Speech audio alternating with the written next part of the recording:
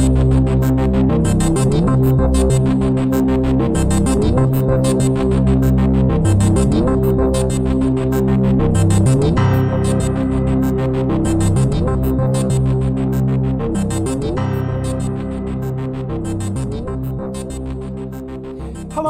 and welcome to the 11th episode of Season 11 of the Dark Money Files, in which we shine a light into a murky world. I am Ray Blake, and with me is my co-host, friend and business partner, Graham Barrow. Hello, Graham. Hello, Ray. Graham, I've often thought that my life would be a lot easier if I got someone else to do the bits of it that I find more onerous. Oh, what sort of things are you talking about there, Ray? Oh, you know, Graham, fixing stuff around the house, remembering everyone's birthdays and anniversaries, hanging the washing out, that sort of thing. So a mixture of things that you either don't like doing or things where you think an expert can do it better or maybe a bit more consistently or just easier than you do it. That's exactly it, Graham. Leaving you, Ray, to concentrate on the core activities of your life. And worry a bit less. Yes, I can see that, and I think I've got the answer for you, Ray. Oh, go on. Outsourcing, Ray. You could outsource some of your ancillary functions. Well, yes, I suppose I could, couldn't I? Well, you absolutely could. There would be people who would gladly, for a fee, do the stuff that's easy for them, but difficult or bothersome or distracting to you. Now, all of which is a way of having a look at the outsourcing of anti-financial crime operations, which I had a fresh look at this week because Austrac published some new guidance on the outsourcing of AML and CTF obligations. I think that's a much better basis for an episode than your personal challenges at home, Ray. None taken, Graham. Implied or inferred. So what's Austrac's view on outsourcing, Ray? Well, although I think it's broadly supportive, the guidance starts with a big notice of caution. Let me read it in full. If you outsource AML CTF functions, you remain responsible for complying with your obligations under the AML CTF Act and AML CTF rules. Generally, your business will remain legally liable for any breach of its AML CTF obligations, even under outsourcing arrangements, and will incur any penalty that arises from a breach. Austrac recommends that you take steps to manage any risks of outsourcing and have appropriate oversight of your providers. Okay, so do this by all means if you really want to, but your neck remains on the line, and furthermore, you need to have some decent governance around it. Yes, I think that summarises the summary quite nicely. Well, summarily agree with you. Yes, thank you. And to be honest, Ray, it is very much in line with guidance from other regulators too. Worth noting that in the UK, the FCA requires you to proactively notify them if you're undertaking what they call material outsourcing. Yes, which is, in the FCA's words, services of such importance that weakness or failure of the services would cast serious doubt upon the firm's continuing satisfaction of the threshold conditions or compliance with the principles. That is, of course, the 12 basic principles. Which are obviously a bit like the Ten Commandments. Yeah, but those go up to 12. Quite so, Graham. And before Consumer Duty was introduced, we could have made a lovely Spinal Tap reference there, but no matter. And according to Judaic scholars, there are actually 613 commandments, so I'm not sure quite where that leaves us. Blimey, 613? Well, so, I think we may have wandered not so much Austrac, but off track somewhat. Oh, right? Very good, very good. Thank you. Look, yes, let's find our way back to the new guidance. Austrac suggests 6 activities to manage any AML outsourcing. These are: 1. Identify the risks that may arise through outsourcing. 2. Conduct due diligence on outsourced service providers. 3. Understand legal restrictions on sharing information with outsourced service providers. 4. Use a written agreement for outsourcing. 5. Monitor and review ongoing outsourcing arrangements. And 6. Document procedures for managing outsourcing arrangements in your AML CTF program. that all makes sense, but it sounds a bit mom and apple pie-ish, to be honest. But fortunately, there's more guidance on each of those, starting with my single favourite piece of guidance from any regulator this year. Oh, really? Yes, in terms of identifying the risks that can arise, Austrac points out that outsourcing can potentially create two types of risk.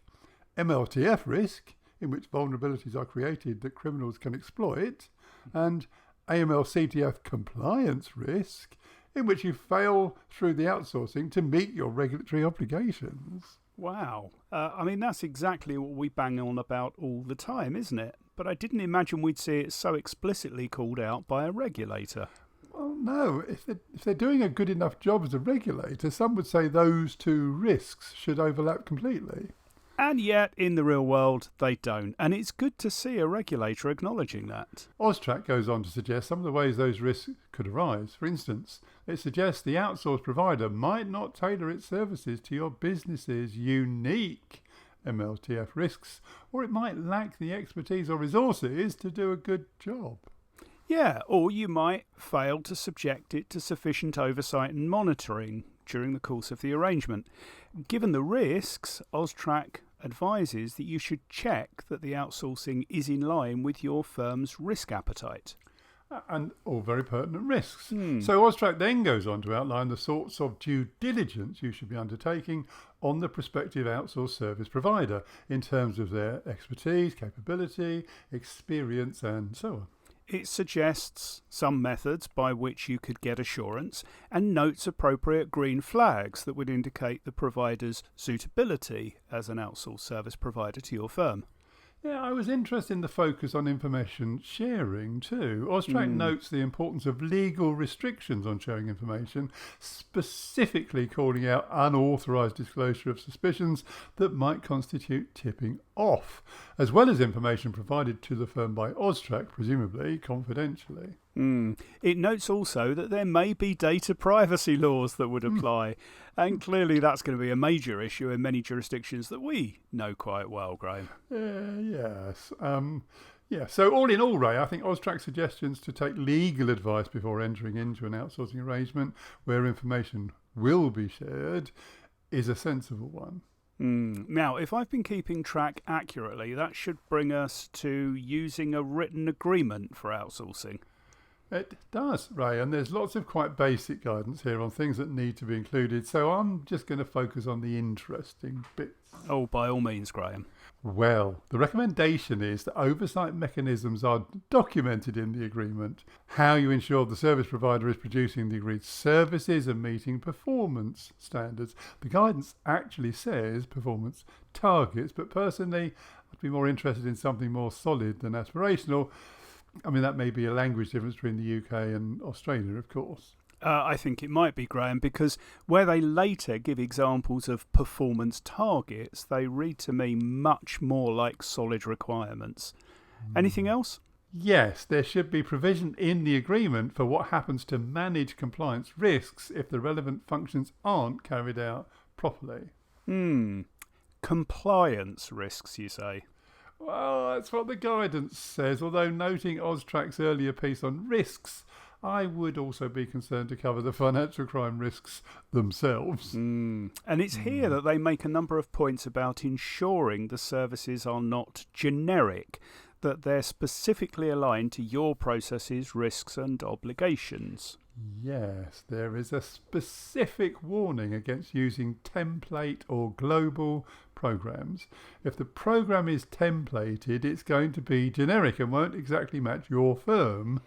If it's global, it will not reflect your local obligations. There's a recommendation also that future changes and responses in the event of breaches are covered in the agreement, as you'd expect. Yeah, then we're on to monitoring and reviewing the outsourcing arrangements, and here there are 3 headline points of focus. Number 1, verifying the outsourced provider is meeting its commitments. Yep. Number 2, confirming that your business is meeting its AML-CTF obligations while using the outsourcing agreement. In an ideal world, of course, Ray, fulfilling the first should automatically ensure the second. Yeah, but please see our earlier thoughts on ideal worlds, Graham. Well, that's a fair point, Ray. Number 3 is to adjust the arrangement in light of any changes to the MLTF risks your business is likely to be exposed to.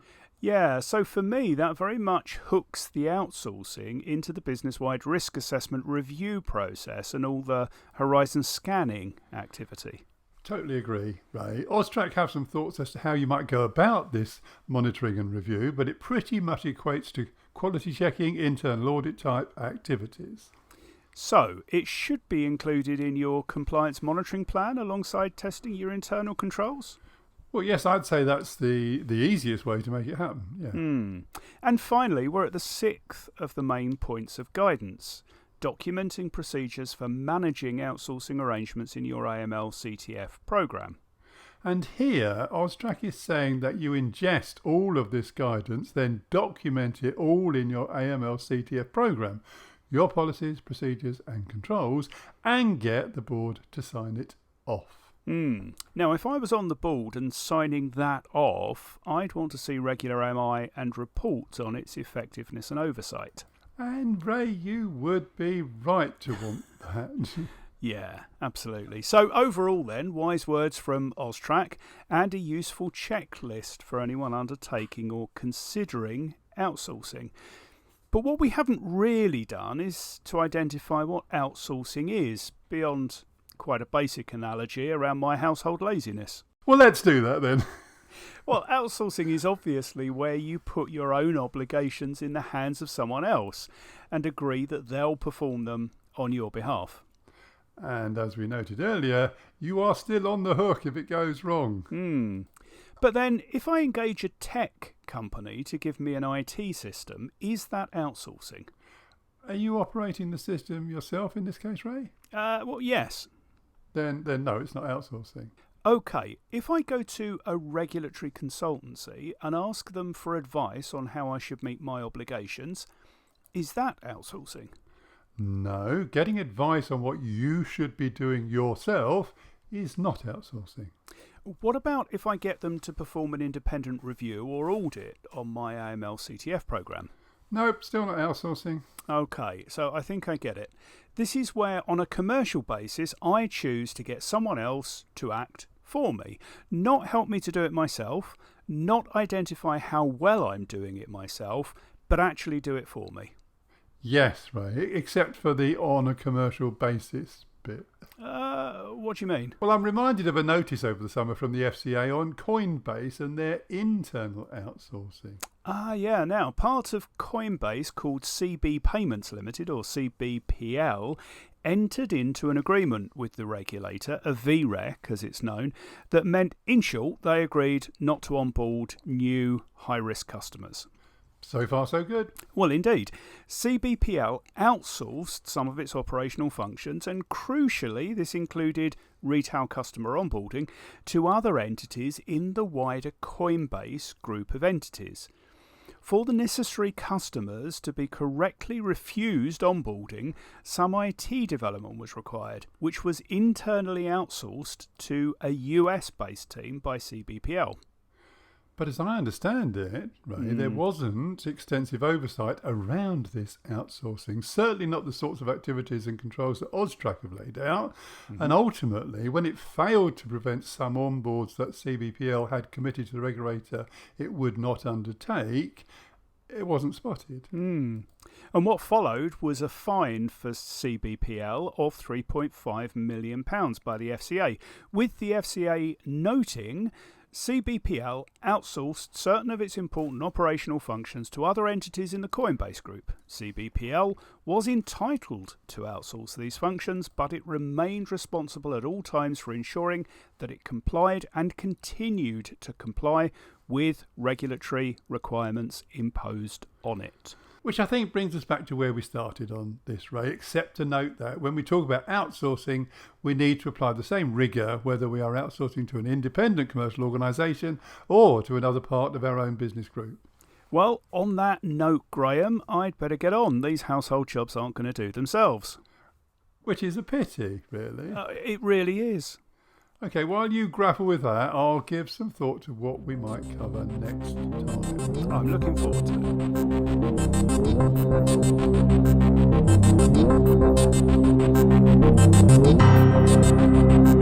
it.